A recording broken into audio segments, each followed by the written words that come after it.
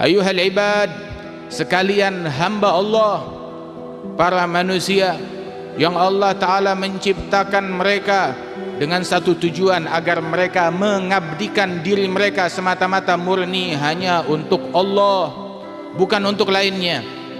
Sesungguhnya Allah Subhanahu wa Ta'ala memanggil setiap orang-orang yang beriman di dalam Al-Quran. Sepanjang zaman Allah memanggil mereka, dan senantiasa panggilannya dikumandangkan di setiap waktu, setiap saat.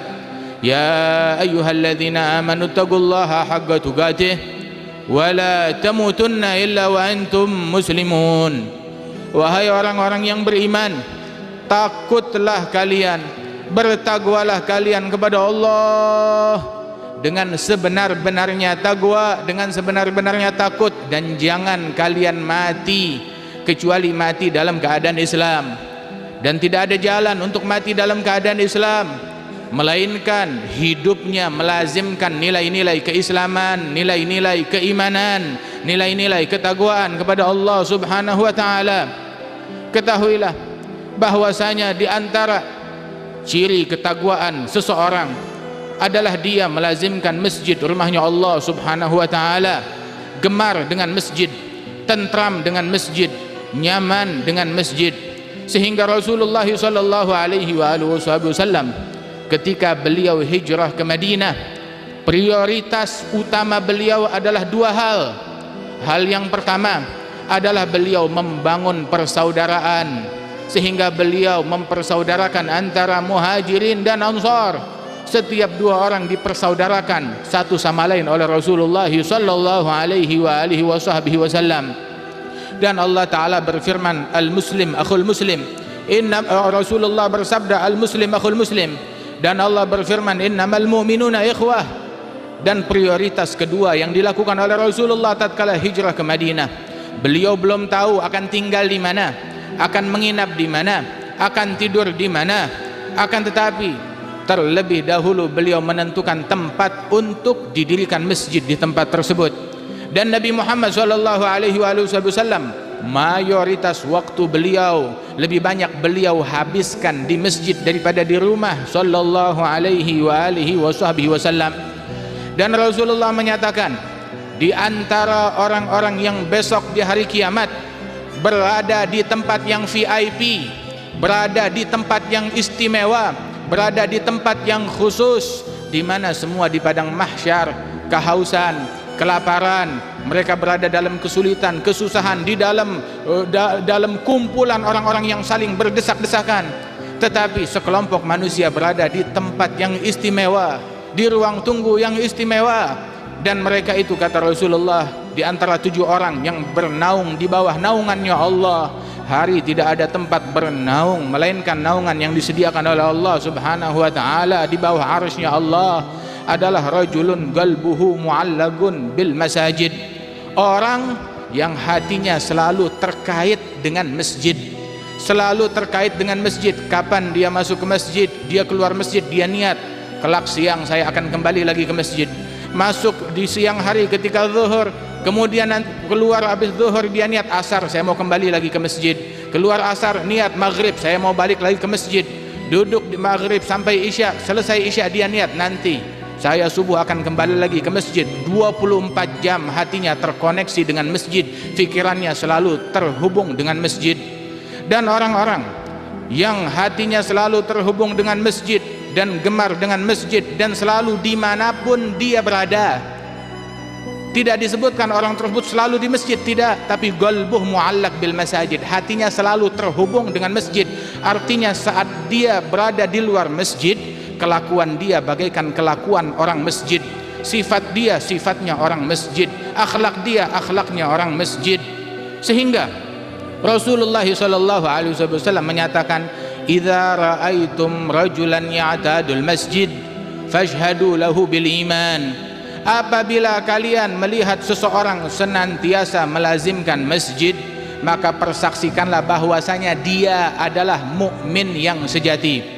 Dan kita melihat di antara para ulama-ulama yang terdahulu, kaum salihin yang terdahulu, yang hidupnya selalu memakmurkan masjid, di antaranya adalah Al-Imam Syekh Ali bin Abi Bakar Sakran. tidak datang waktu salat 5 waktu, melainkan beliau sebelum azan sudah ada di dalam masjid. Selama 40 tahun tidak pernah luput hal tersebut.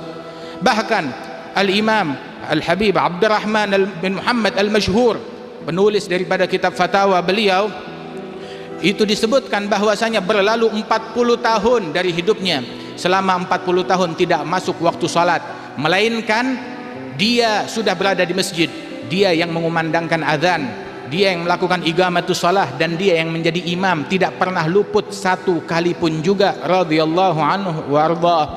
Dan sesungguhnya perangai para ahli masjid tersebut adalah perangai yang luar biasa, perangai ahli sujud, orang-orang yang gemar sujud kepada Allah Ta'ala, yang selalu khudu', yang selalu tawadhu', yang selalu merendah kepada Allah Ta'ala.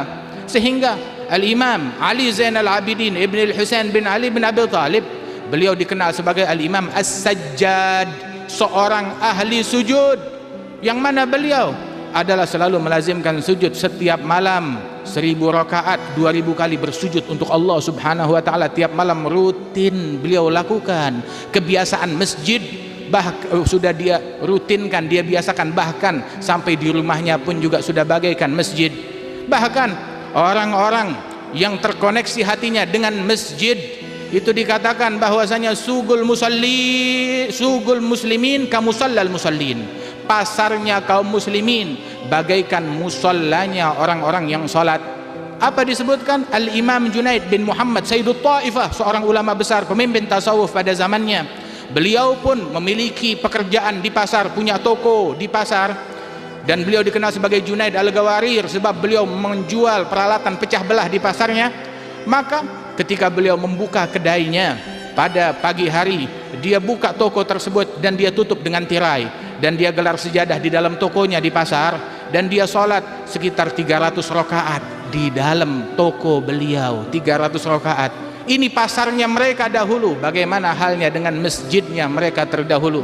Saudara-saudara kita sekalian, sesungguhnya kita sangat perlu untuk memakmurkan masjid lebih daripada kita memakmurkan rumah kita sendiri. Rumah Anda, rumah saya, rumah ayah kita, rumah bapak kita, sedangkan masjid adalah rumahnya Allah, rumahnya Allah Rabbul Alamin, pencipta alam semesta. Maka hendaknya kita makmurkan rumahnya Allah dengan salat, dengan zikir, dengan ibadat kepada Allah Subhanahu wa taala.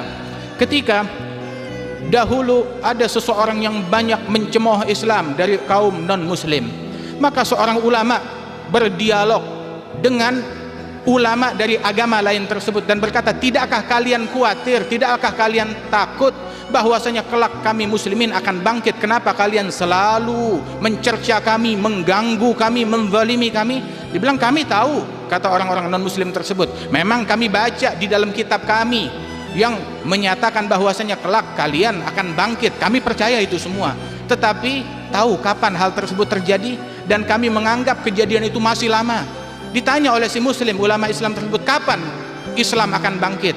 Maka ulama non muslim tersebut dari agama lain, dia berkata, sesungguhnya yang kami ketahui Islam akan bangkit ketika masjid kalian di waktu subuh penuh semarak bagaikan di waktu sholat Jumat. Karena itu makmurkanlah masjid-masjid kita, dan bawalah perangai masjid ke dalam rumah kita, dan hubungan selalu terkoneksi dengan masjid terjalin dengan hati kita.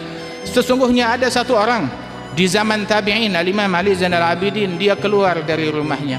Dia bawa uang 1000 keping perak. Dia niat ingin berbisnis di pasar, melakukan sebuah transaksi besar di pasar. Kemudian dia kebetulan masuk waktu sholat, mampir ke masjid, dan dia sholat di dalam masjid.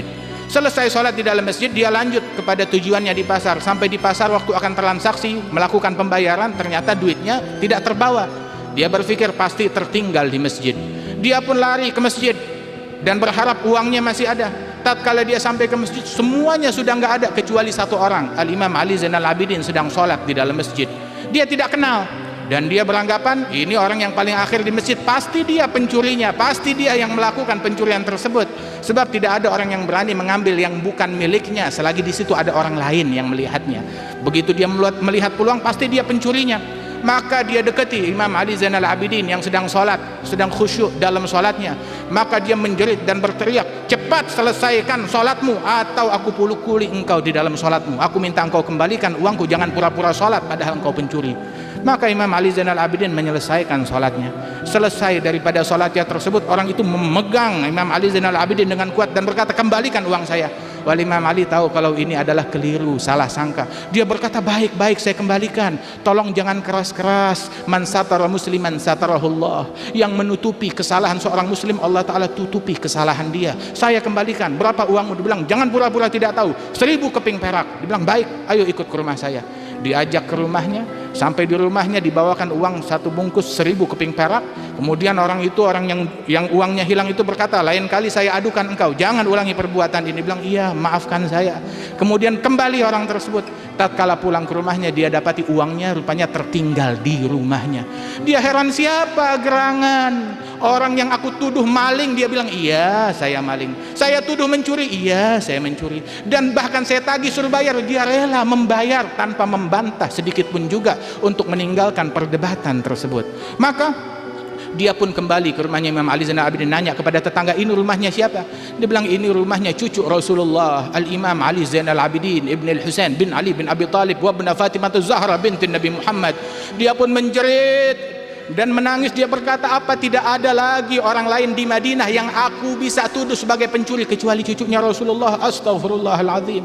Maka dia ketuk pintunya Imam Ali Zainal Abidin dengan tangisan dan penuh malu, dipeluk dan dia minta maaf, ya Imam, maafkan saya kembalikan uang ini. Dibilang, lah, saya sudah maafkan sejak awal, akan tetapi itu uang, itu rezekinya kamu ambil. Kami adalah ahlul bait, apa yang telah keluar dari kami tidak meminta kembali lagi hal tersebut. Radhiyallahu anhu arba.